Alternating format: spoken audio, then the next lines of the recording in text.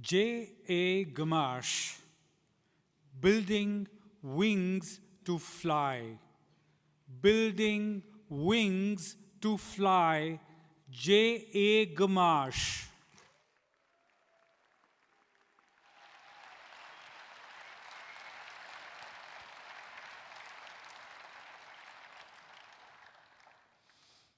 There once was a butterfly stuck inside a cocoon on a tree. When it saw a little girl passing by, it cried, "Help! I'm struggling to be free."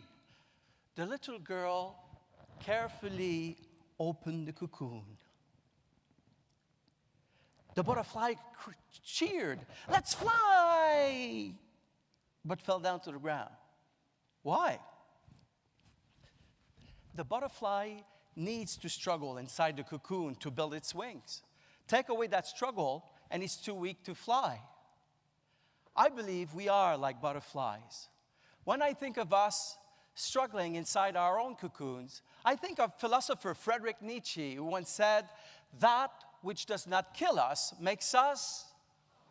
You see, we know this. We know this. But how many of us really love struggling? People who love struggling, we call them masochists. Masochists invented extreme sports: skydiving, bungee jumping, table topics.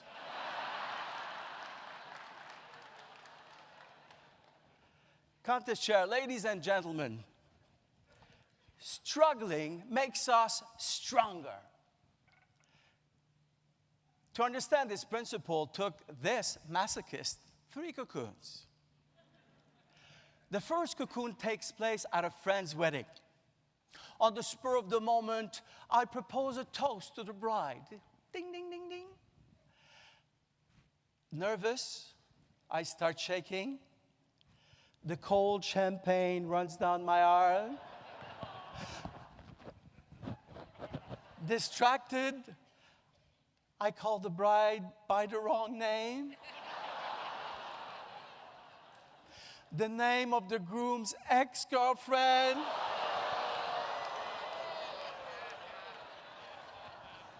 Did I think, oh, this struggle will make me stronger? No, all that came to mind was the struggle, not the getting stronger. Now, the second cocoon. Imagine you're speaking to an audience, and then suddenly, blank. Now what comes to mind? Exactly, nothing.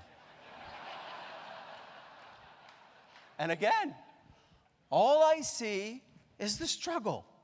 Luckily, I recall the advice of a friend. "Jay, when you draw a blank, breathe in, smile, and wait."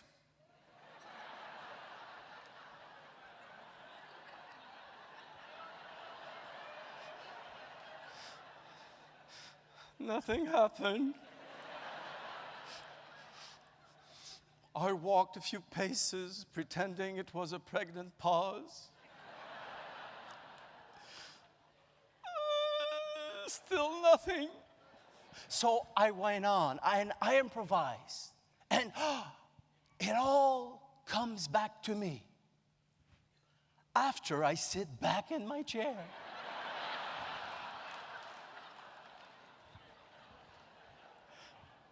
And after the speech, someone said to me, "Oh, Mr. Gamache, I love the way you use pauses."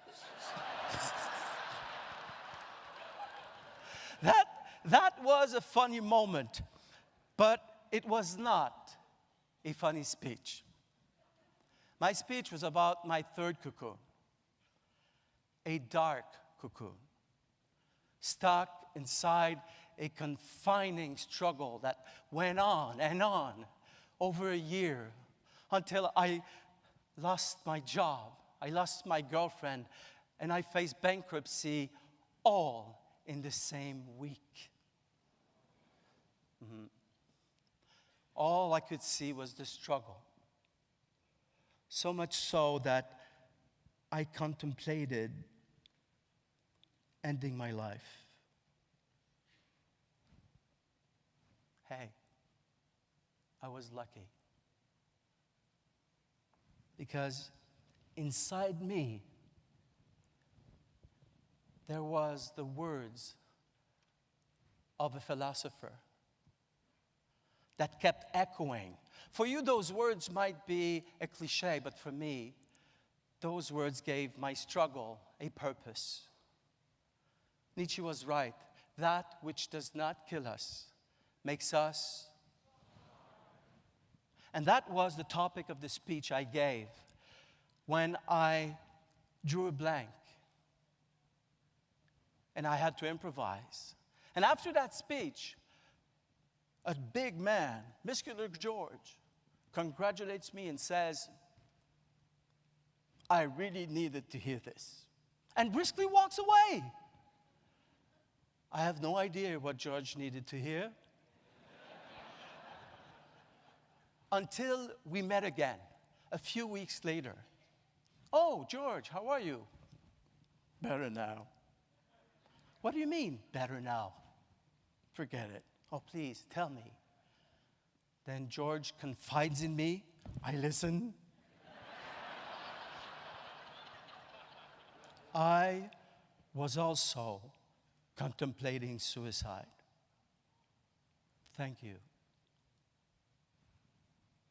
George needed to hear that his struggle also had a purpose, and that struggle and that purpose gave George wings.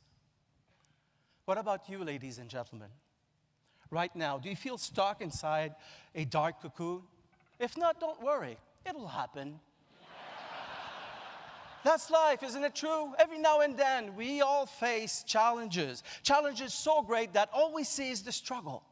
And that's when we need to shift our point of views to remember that we are butterflies.